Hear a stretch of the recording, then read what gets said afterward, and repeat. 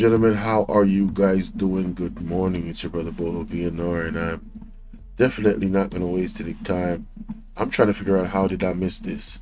How in the world did I miss this interview between Will Rattigan and Dr. Andre Hart? Now, I'm only going to be focused on a specific portion of this. You guys go over there and you go watch it yourself.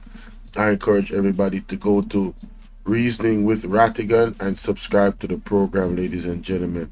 All right. Now, remember to follow me on all platforms, BOLO V&R. That's BOLO V&R 2.0 and BOLO V&R Clips. I said, make sure you follow me on all platforms.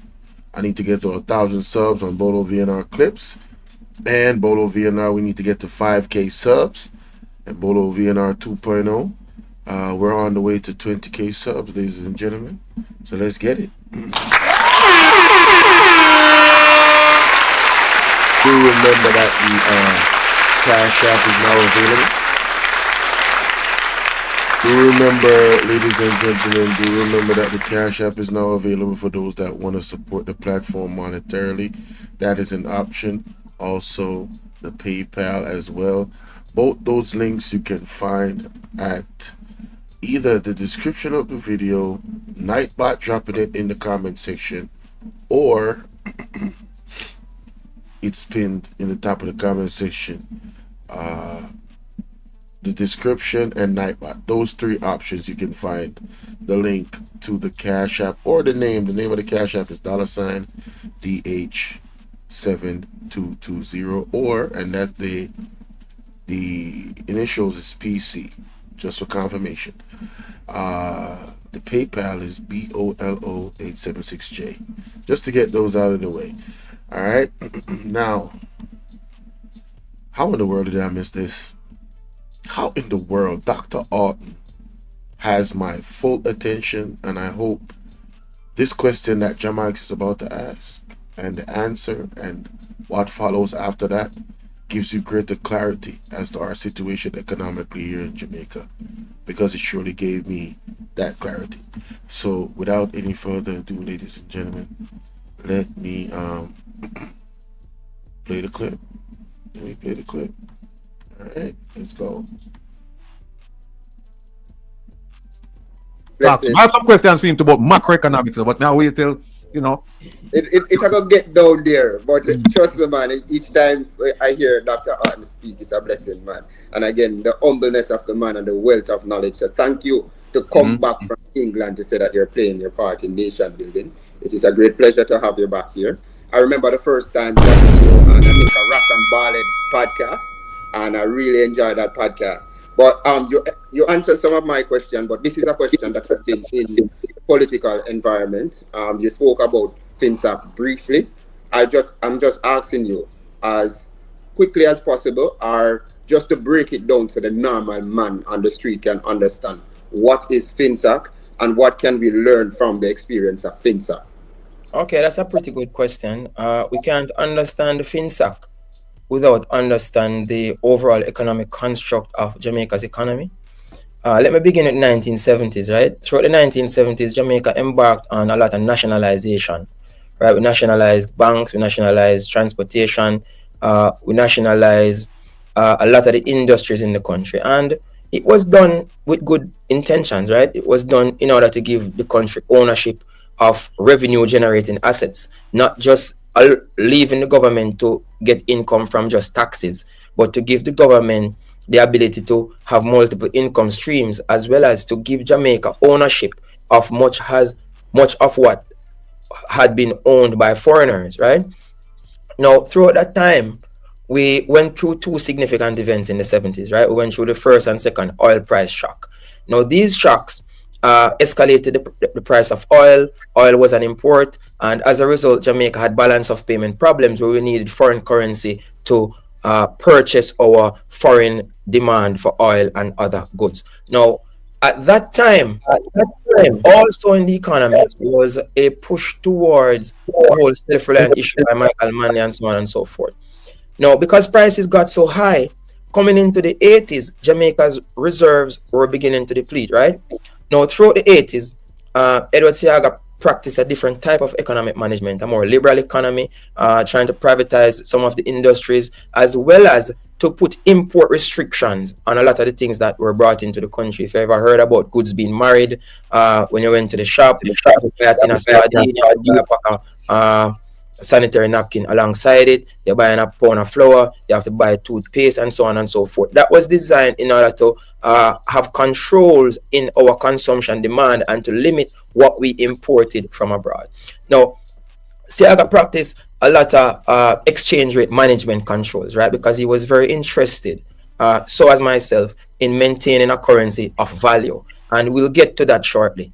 In America, they preach about them having a strong currency.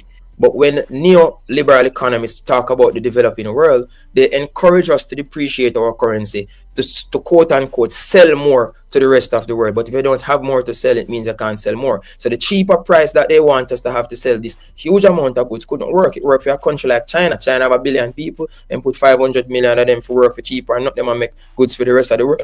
They can survive off that. But a country like Jamaica, we have the best goods, the best yams, the best coffee, the best ginger, the best that. You know, our thing can sell on a bulk level. Our thing have to sell on a connoisseur level. Now, because Siaga was interested in maintaining a very tight exchange rate management system, he had to use much of the reserves to sterilize the market. Whenever demand exceeded supply, he had to what we call sterilize the market by furnishing foreign exchange. Sterilizing the market 1 year, 2 year, 3 year, 4 year, 5 year, 6 year, 7 year, up to 1988, we had depleted much of our reserves to assist the country to maintain a particular high value. So throughout the 80s, Jamaica currency appreciated from about $1.20 to about $4, something around there. In 1988, we were hit by Gilbert. When we were hit by Gilbert damaged the entire economy. And to allow the economy to recover after Gilbert, we needed inflows of foreign currency. Huge amount, because Siaga was in negative reserves, right? Meaning that we owed to the rest of the world. And we were in a catastrophic crisis. At that time, right, the IMF went to him and the negotiations were not completed. And the elections were called in 1989 when the IMF at that time came to Jamaica to discuss how our economic management is going to be restructured.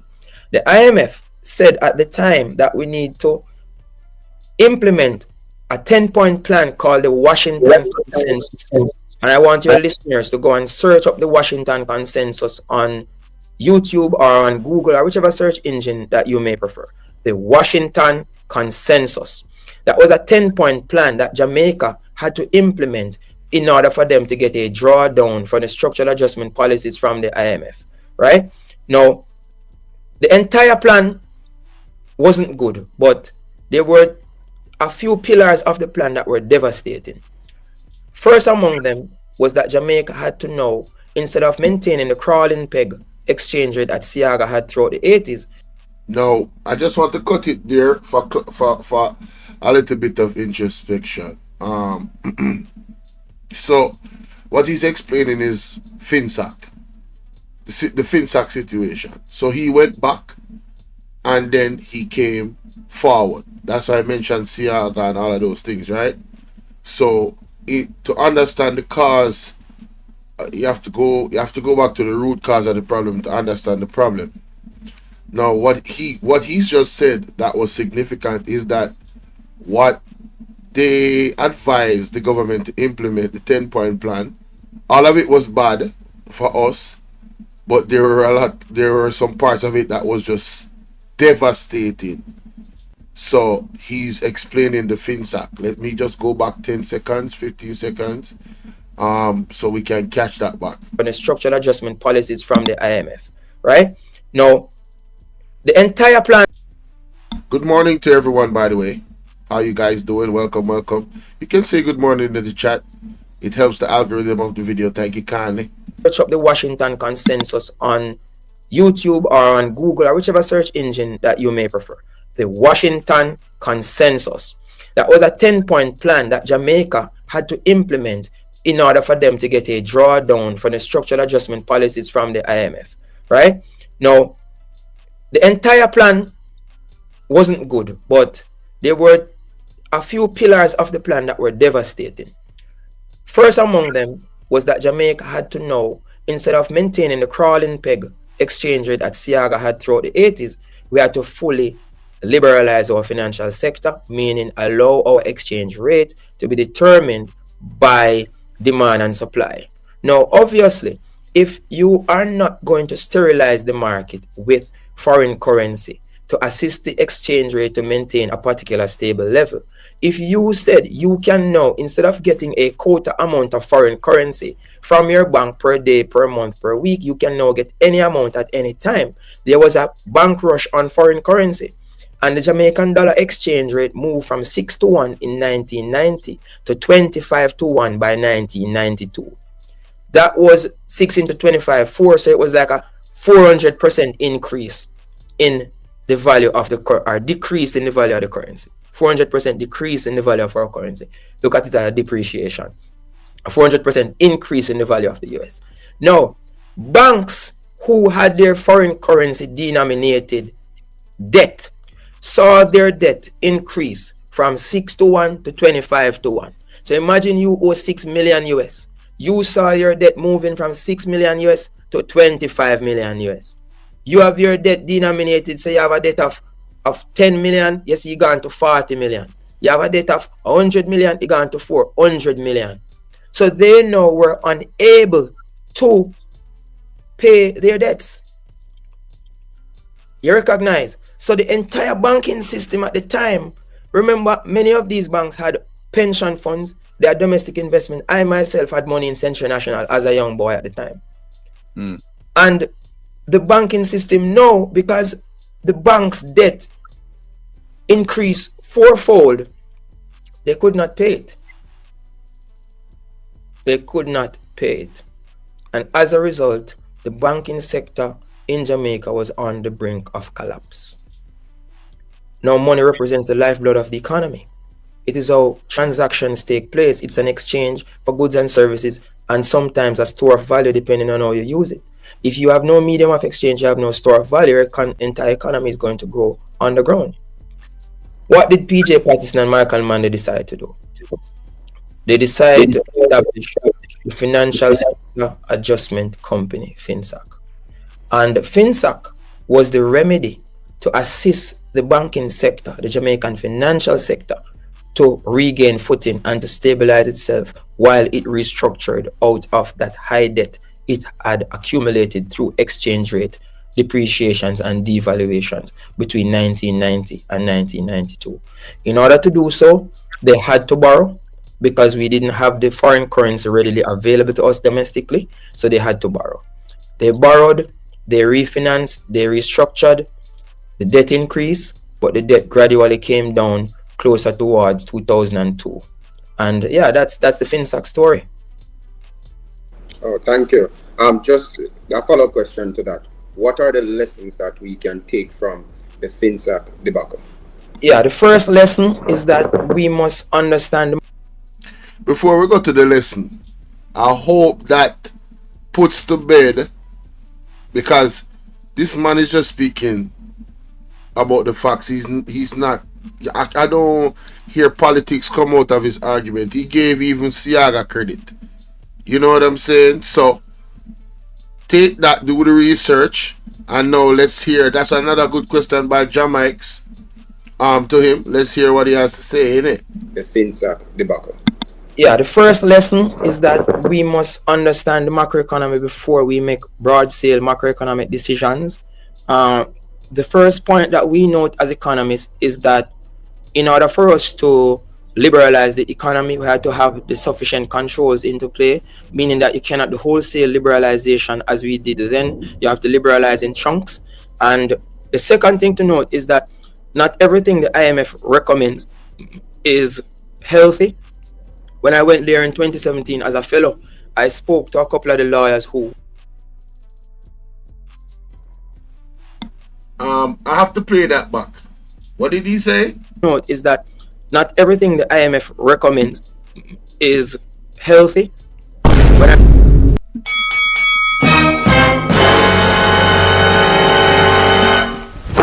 Emotional damage. I want my people to understand how much of a fact that is.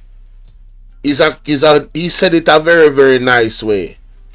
I would go further to say a lot of the things that the IMF put forward in terms of stipulations does not benefit that particular country that they're stipulating to. This is why continuously to go to bed with the IMF is not something that I applaud or encourage. Alright? I understand you have to borrow, but mighty God, can we find some alliances outside of the IMF to borrow from that have our best interests at heart, that we can, coexist together and grow together and have similar ideals? But I digress. Let the professionals speak. Not everything the IMF recommends is healthy. When I went there in 2017 as a fellow, I spoke to a couple of the lawyers who worked on the Washington Consensus with Jamaica, and they were very apologetic to what occurred at the time to us, because they recognized that Jamaica, we saw the blunt of the disadvantage because we were naive to what was taking place. And that's a fundamental lesson, to know that the economics that govern developed countries is a different economics that governs developing countries. And we need economists like myself who are developing country oriented to really unravel the idiosyncrasies and to say, look, we cannot do this way, we can try it that way or that way. Let us explore the options, and to put a counter proposal on the table with the IMF instead of a set of people who do not understand economics at all, who now are going to take wholesale what the IMF says because they lack understanding. So that's a fundamental lesson. So while our leaders study law, they study politics, right? And anybody can tell you, I'm probably the worst politician, but I am the best leader. And that is what Jamaica needs at this time. Leaders, not politicians. Let me at this point, let me just throw something out. Let me just play a quick video, a few seconds, maybe a minute, Dr. Haughton. And then I want to ask you a question about macroeconomics and some of the comments you just made. Let me see if I can find it. Hold on then. Kevin is here, so I'm not worried about none. Here it is. Here it is. All right. 1 second. Here we go. Essential quality for effective leadership in today's environment is clear vision. It might sound a bit contrite, probably overused, and it won't break the sound barrier. People have heard it before. But I think it's one of the things we're struggling with at the moment in the world, which is, what is our vision of what we're building? And then more specifically as Africans, what is the vision of what we're doing? And what does that vision look like in the next 10 years, the next 25 years, and the next 50 years? So I think that's probably the most important ingredient. The second most important ingredient would be a clear sense of purpose. Anywhere where you find leaders who have inspired a generation, what allowed them to coalesce that generation is a single mission, a clear sense of purpose. And so what we see with entrepreneurs who are able to build businesses and scale businesses, not only here, but across the continent, is that there's a very clear sense of why they're doing it and a very clear view of what the future looks like. All right. Use that to set up this question. You mentioned naivety, and you also mentioned to understand macroeconomics before making decisions. Now, our last Minister of Finance, well, not the second to last one, because now we have Minister Pavel Williams, but I'm referring to Dr. Clark. He came in from the perspective, and correct me if I'm wrong, that we have to get the macroeconomics down before we can even start dealing with the microeconomics. And to that extent, they looked at the GDP to debt ratio. And so if we can get this down from 140, whatever it was, 141, 144, just the goal is to get it to 70. That's 60. Everything. 60. 60, yeah. 60. Everything is going to be okay. Based on what I'm hearing from you, it sounds like that course of action was flawed. Am I correct? And if I'm correct, what would you have done in that situation? When you say that it's flawed, I mean, every country needs to be able to repay their debt. because you borrow the people the money, you must find yourselves in a position to be able to repay that debt. You look at a country like Japan, whose debt to GDP ratio is 200 and odd percent, and Japan has been flourishing, right? But that doesn't negate the fact that Jamaica was in a bad position. We were using almost half of our budget for debt repayment. And if you have recurrent expenditure, right, and you have a debt of almost half your budget, then surely you would want to reduce that debt because it is important. However, you think about, and this is the beauty about macroeconomics, right? It breaks down the economy into a simple microcosm and makes it easier to understand. Think about your household as the country, right? The household that you live, your wife, your children, right? If you don't have no wife, no children, you alone live, you live with your mother, whatever the case may be. Just think about that household as the country. You are Jamaica. Now think about you just putting all your effort into reducing debt, right? You're not putting any effort into gaining a better education. You're not putting any effort into putting in appliances in the house, buy appliances so that you can use these appliances to make your life more comfortable. You're not putting any effort into ensuring or expanding the house so that when you have more family come over or you get more children, they can be comfortable in that house. So you just find yourself paying down the debt. What that does is that from the debt point of view, you are now freeing up space in your future income to be used for other things. But, and if you can recall, in 2016, Dr. Clark and Andrew Holness said that in 4 years, Jamaica should be growing by 5% per annum. Remember that. A colleague of mine, Samuel Brathwaite, in the Department of Economics, right, and a few others of us, did a simulation to see what it would take for us to grow by 5%. Remember, the economy can be broken down. We have about 11 different industries. All we need to see what will it take for these industries. Would you believe that it required all the industries to be growing at a high percentage altogether in order for Jamaica to grow by 5%? And in order for these industries to grow, they needed industry support, not just from the private sector, but if you recognize what Vusi was saying, is that the government has to have a clear vision as to the industries that it wants to boost in order for the country to grow. Jamaica has a clear vision about tourism, no other industry. And tourism alone is only one offering that we have. Tourism alone does not provide the growth potential to help the other industries lift themselves up by the bootstraps. I'm sure you heard when I said that we missed, and I was getting a little bit serious, but sometimes you have to bring things across serious. Me not really serious in myself. I'm a very jovial person, but I take the nation's business very seriously. We missed the technological boom. In 1950, technology represented 0% of China's GDP. No measurement whatsoever. Technology always exists, but it no measure. Today, technology represents over 32% of China's GDP. Tell me, what percentage of Jamaica GDP is technology?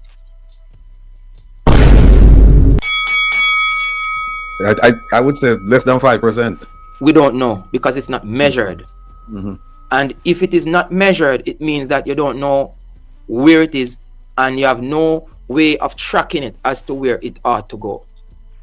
And that is what I am saying, is that technology missed us 70 years ago with the third industrial revolution. Today, we're having the fourth and fifth industrial revolution simultaneously with the advent of AI and the Internet of Things and robot and ray. Each industry in Jamaica, based on the results of my book, Overcoming Productivity Challenges in Small Countries, hires more people than what it requires to produce its most efficient output. Let me repeat. Each industry, whether it want to be government, finance, education, healthcare, whichever the industry, they are hiring more people than what is required to produce their optimum, meaning they are producing more than what they are producing today with less people than what they are producing today with more people. Government, for example, hires 30% more people than what it takes to produce their optimum. So the government can shed 30% of its weight and still produce the same amount of goods. Same thing for many of the other industries. What does this mean? This means that whenever these industries find themselves in complicated situations that they need to figure out, instead of getting the technological complement as well as getting the skill complement to operate these technological advanced machinery, advanced software, advanced whatever technology, they hire another person horizontally to assist the person beside them to figure out a vertical problem. So we end up in a too many cooks spoil the broth situation, and as a result, 2017, 2018, 2019, Jamaica still was growing by an average 1%. So economic growth is not a hypothesis. Economic growth is a clear vision and plan as to where you ought to go and what you need to do. And that is why, as a macroeconomic practitioner, you are better equipped to make the right decisions rather than a man who is a mathematician who thinks that you can just say 5 minus 4 equal 1 and it just come out of nowhere. That mathematics has to be applied to real scenarios, to real goods, to real services, to real people, to real lives. And that is the fundamental challenge. So now, what does this mean? Jamaica has done very well to reduce our debt. And we are very appreciative of it, because one of the challenges that we faced was that almost half the budget, 44%, was being used for debt servicing. Couple that with recurring expenditure, we had less than 5% of the budget for capital expenditure. Now we have more than 10% of the budget that can go to capital expenditure. Too many people believe that the government has no role to play in business development. Let me repeat that. Many people believe that the role of the government is just to collect tax and spend on recurrent expenditure. A country like Germany is a socialist country. A country like Switzerland is a socialist country. The only difference between socialism and capitalism is not how money is earned, but how money is redistributed. Michael Manley attempted it, but he took on too much on his plate without the necessary support structure around him. So you get to realize he had the vision, but the people around him were not on the mission. Jamaica, at this critical juncture in our life, need to figure out how to reduce the amount of persons without high school education from 65% to 10%. We must figure out, and the school system is another thing, it has been failing us. So you get to realize that no, many of the young people don't see themselves benefiting from the high school system, so then just nobody go. Them go learn something on YouTube, them go learn something on Udemy, them go learn something on Akan Academy, and they use that to earn their income. Not only is this man astute in his profession of understanding macroeconomics and just economics overall, but he understands real life situations. And this is the second time I've heard somebody describe Nigel Clark as an accountant. And this is why the Jamaican economy, to them, seems as if it's doing very well, because they're out of touch with the reality of the people on the ground. They boast about no new taxes, and we've explained this several times because we've now understood that, yeah, you don't have any new taxes, but the inflation, no productivity, all of these things factor into the reason why us having the lowest unemployment rate is not coinciding with productivity. For that low of an unemployment rate, it means that we should be one of the most wealthiest countries in the world in terms of the people that live here and the amount of money we're making per month. But the fact of the matter is, those jobs that they describe as jobs are not paying livable wages. So what's the point of boasting a low unemployment rate? High inflation means more taxes, period, because the cost of the food is more because we're importing too much and we're not exporting enough. It's simple. Low supply and high demand is high cost. And this is what the people on the macro level is feeling. Some of them not go learn nothing at all. Them go learn upon can. Oh, and the next thing that he just mentioned that I wanted to speak on. The young people really don't want to go to school because they realize, so I'm supposed to go to school for 5 years. After high school, I'm supposed to work in a Chinaman shop. Parents can't send me go community college. Student loan, well, that's some type of setup for embarrassment. And yeah, I'm not dunce, but my reality is this. What is my best option? You know what? TikTok are going good enough. Let me learn this social media thing. You find, say, you can make thousands of US dollars a month. Something you probably don't do when you're actually doing a 9 to 5 in Jamaica. You see how it goes. And that's for the person that is humble. Talk about the person that decided that they, hey, I'm supposed to be rich, I'm supposed to live lavish, and by any means necessary, I'm going to figure it out. So those people go and scam. So they can have the ride and the fast life. Big up yourself, Patrick. Big up Fitzroy. Grand rising to you both. Right?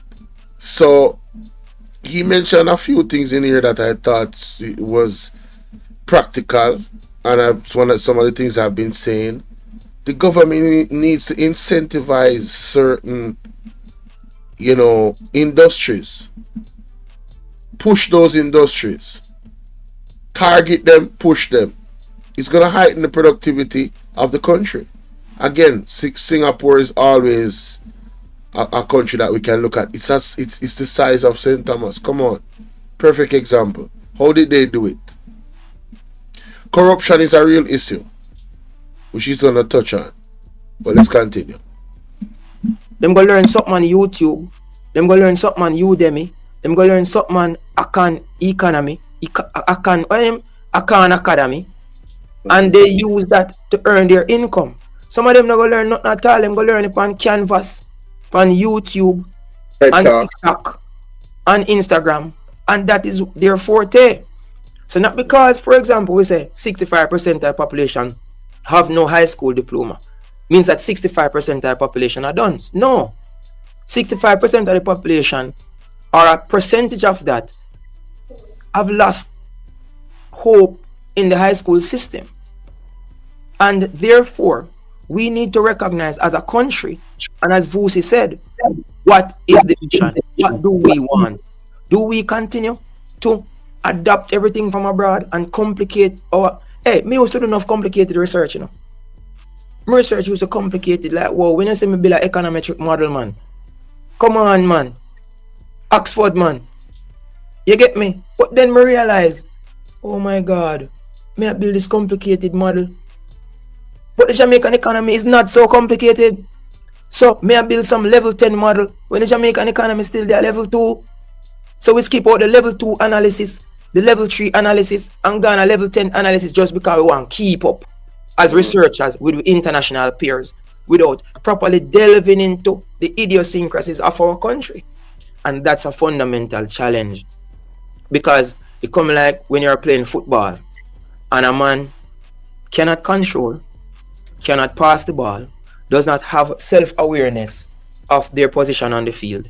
But as them get it, they want to run with it, they want to dribble, they want to plot, they want to do one of a fancy style because that is sexy. That look good to the crowd in an individual basis. but that not fit in with the team. So the team have certain individual players who like look fancy on the ball. We go lose. So we find ourselves in 2025 coming out of a recession in 2024 when we had hoped that by 2019, 2020, we should be growing by 5% per annum. People, you see what he did there? He used a football analogy that most of us can understand. Because that is true. Nigel Clark is the player where I try pile and I try salad the people but him don't score the goal. Him lose the ball. Period. He lost the ball. Emotional damage. And that's what he's explaining. He's the member on the team that lost the ball, ladies and gentlemen. It looks good, you know. You go, all these praises. Why are we in a recession?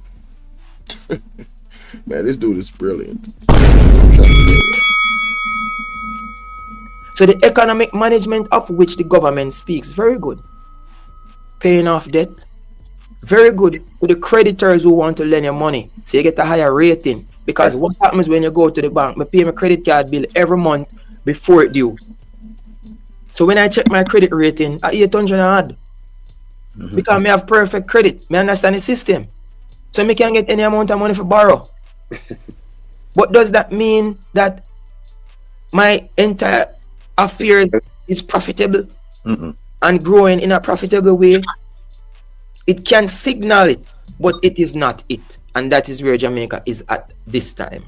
Let me just follow up by saying that, Bootsy said that you have to have a clear sense of purpose and know where you're going and why you're doing what you're doing. And you illustrated and echoed that point. Now, you've pointed out to us, or you've made a distinction between paying off your credit card bill before it's due every month so that you get a higher rating and you get more access to borrowing money versus doing the responsible thing and paying off a little bit here, but at the same time you're managing your affairs at home. And you give the example of maybe expanding on the home, buying more goods so that the family can eat and whatnot. Two schools of thought. Let me put you in the position of a decision maker, maybe the Minister of Finance, maybe the Prime Minister. But I'm going to put you in a position now where looking at the macroeconomics, everything economics, minor, mini, everything. You know the situation Jamaica is in. You have analyzed it brilliantly. What are the steps you take to do a course correction to get us on the path of true prosperity? And I'm saying prosperity not on an individual level, but as you would argue, for the entire country. Now, with this question, whatever it is you're doing and you're distracted, you probably are at work, so you can't help yourself. I would ask you to come back to this point of the video, which is 38 minutes and 39 minutes, and I would ask you to come back to it and listen it over a few times, what he is now about to say. Let's continue. Yeah, we have spoken of them, right? The first thing for us to begin to do is begin to measure technology as an industry and to see where we are technologically compared to the rest of the world, and not just to where the rest of the world is, but where the rest of the world is going. So we have to make a futuristic call, right? So it's forecasting. Upon measuring technology in each industry and the value of such, then we begin to look at the deficiencies and the excess labor that exists in these industries. Because if you look at it, Jamaica, we have a very low unemployment rate, right? Our unemployment has been falling. Whilst our unemployment has been falling, also our GDP has been falling. And that goes against all standard principles of macroeconomics, Okun's law. In Okun's law, and you know what's a law? A law written down in a stone. So Okun's law is applicable in the United States, but it is not applicable in Jamaica. Why? Because as I said before, there are idiosyncrasies that prevent us from moving forward. So the first thing we have to do is measure technology. The second thing we have to do now is to assess, and these excess labor that exists in Jamaica in each industry, we have to now twin them up with technology. So the 30% of excess labor in the government, for example, is not as if we're going to fire them. We're not firing them. We are now going to get them technologically inclined so that they now can recognize their true value. I have 2 books because the economy is broken down into 2, right? Financial sector, goods sector. My first book is how to stabilize the financial sector. My second book, how to stabilize the real economy. There is no quick fix. From an overarching level, our productivity nationally is impacted by 2 variables: corruption and human capital deficiency. So fundamentally, in order for us to really set an example, we have to take something from Lee Kuan Yew's book and to make example out of some of these thieving leaders. Because if we don't make an example out of these thieving leaders, then we will continue to be faced by leaders who are thieves, who have no acumen to improve the standard of living of a nation of such remarkable people.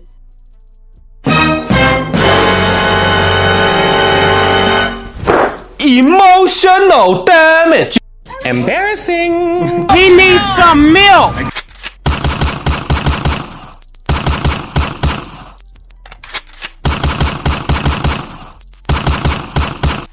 May God bless the great institutions of the country that keep the society together. May God bless the Integrity Commission that leads the fight against corruption in the land.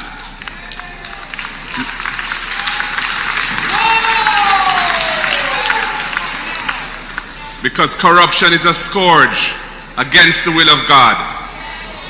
And the institutions on earth that fight against corruption deserve our full support. Well, finally, I want to say to the people of Jamaica, we're at a tipping point. One of the things that Richard Pandoy, CEO of Shepherd, said to me today, that he can't understand why everybody's so silent and why the people are so silent and I take all of this problem. And that's why we're saying, we want the people of Jamaica to wise up and rise up and make the man them know. So we know that we are in a crisis and we're not tolerating those things anymore.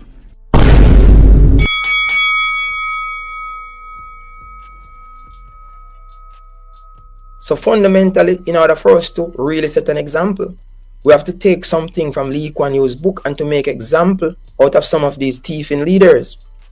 Because if we don't make an example out of these thieving leaders, then we will continue to be faced by leaders who are thieves, who have no acumen to improve the standard of living of a nation of such remarkable people. Help. We key out the ladder. We need your divine intervention. We're tired of the labor rights. We're tired of the green people. We are so far. We can't take it no more. We need this. We need this. We need it. Help.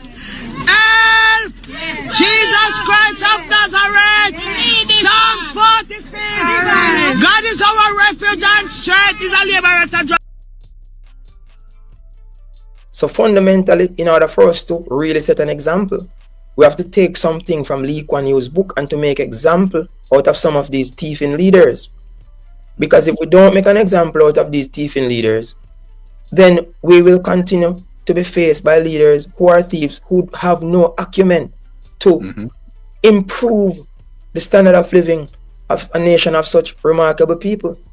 And because our leaders act in such a frivolous fashion, it forces the followers to act also in such a frivolous fashion because they are not seeing the example. So one would say to you, you love the politics a joke thing, you know, fit your heart too clean, leave it alone, you build for dirty heart people, ray. And I do go home and think about it. I mean, I say, Jano, this politics thing, I don't really mean, man, because I don't really know if I play this hypocrite thing with people and sometimes they want you not be yourself. And the least secret thing you're being judged and ray. So me way up on my mind. So if you just left you alone. Then I say me rotted. So I go live till me 80. And have them a idiot to run the place, a thief, everything. And then when me dead, me say, if me know me try change it, you better me try change it, man.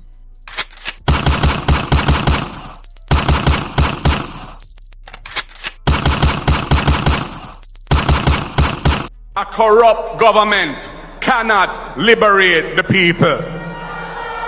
If the head of the stream is corrupt, the entire river will be also.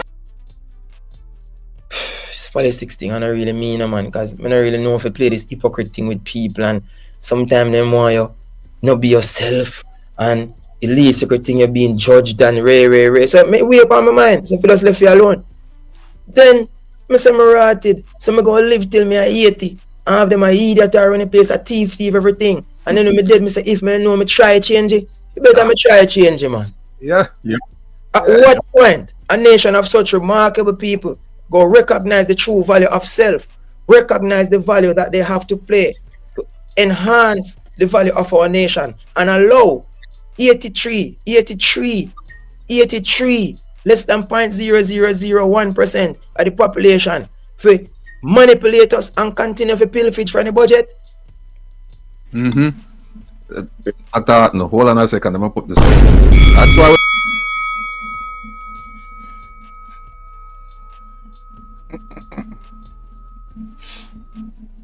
Listen, man.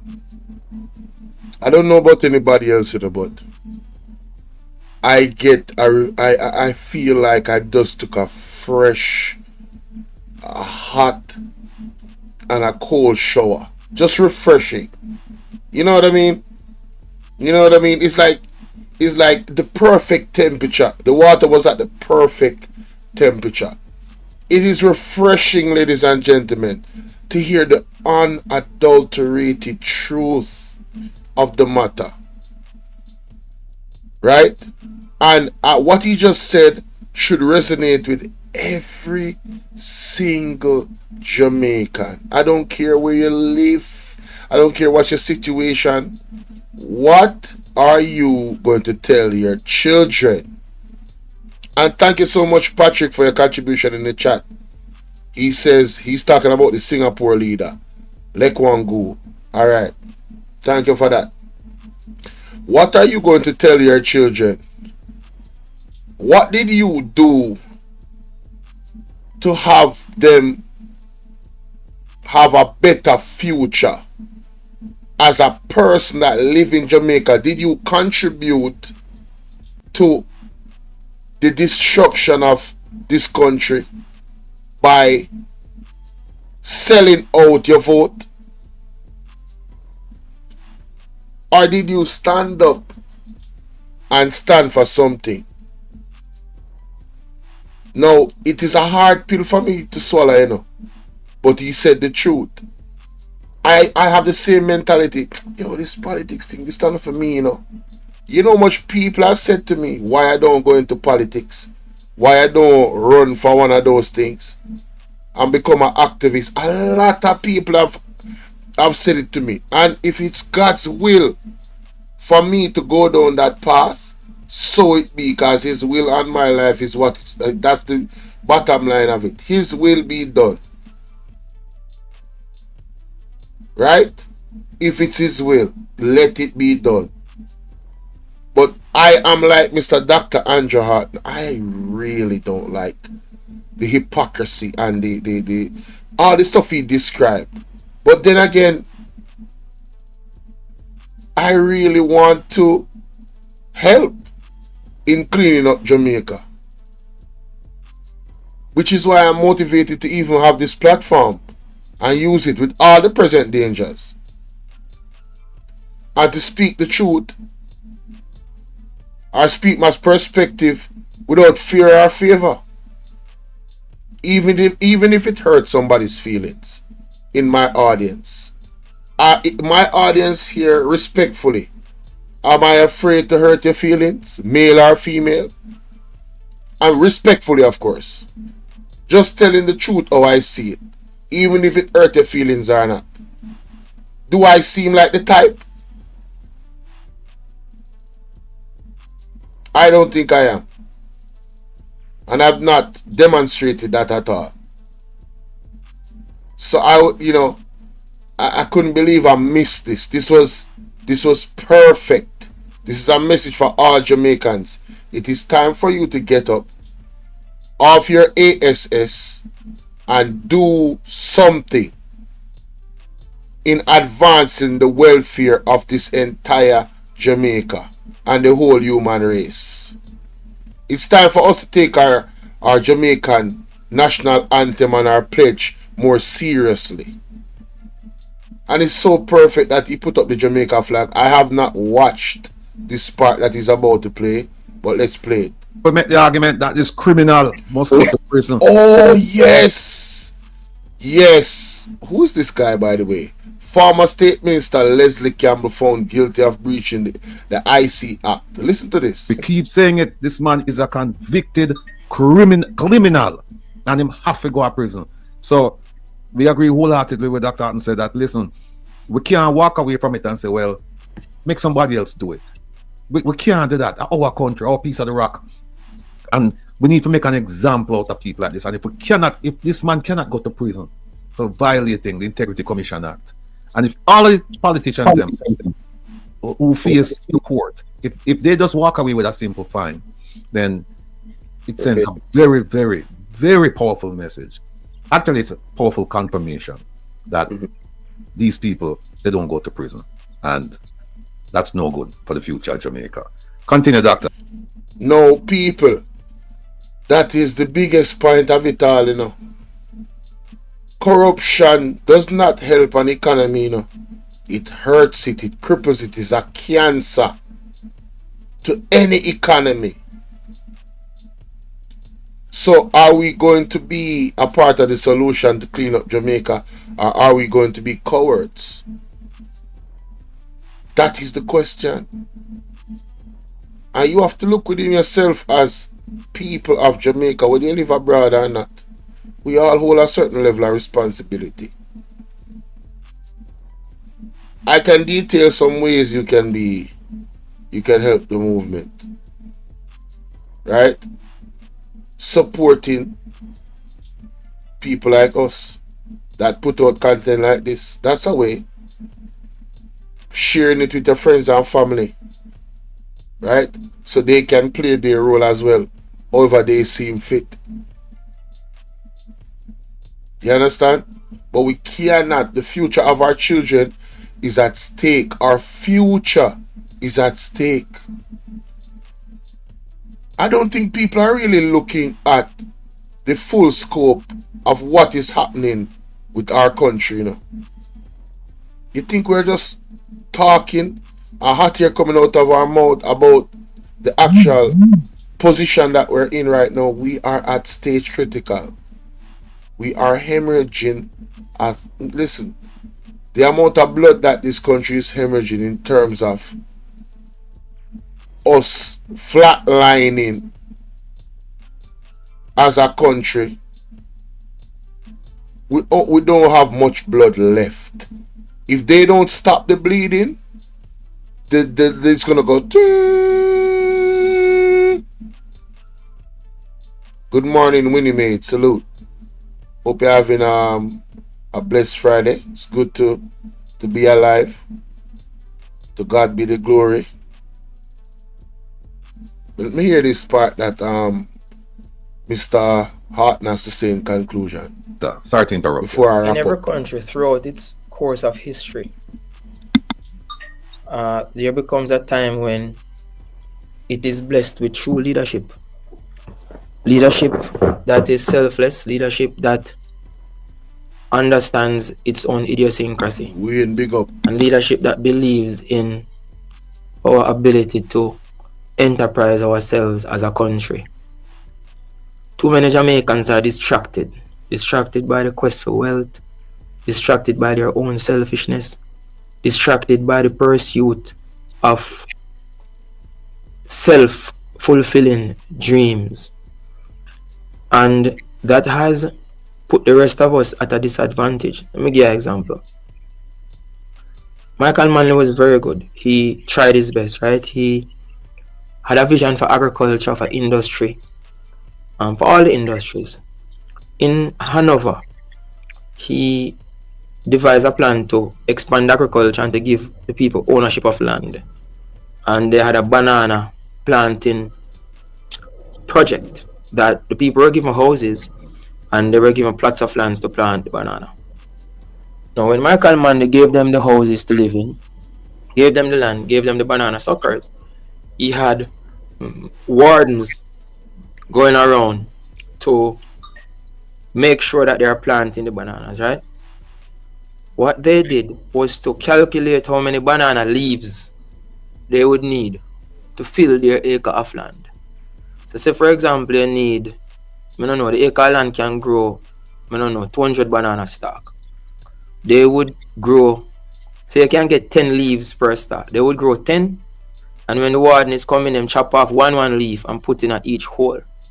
So it appears to the warden that they are growing bananas when it's just the leaves that are in the hole.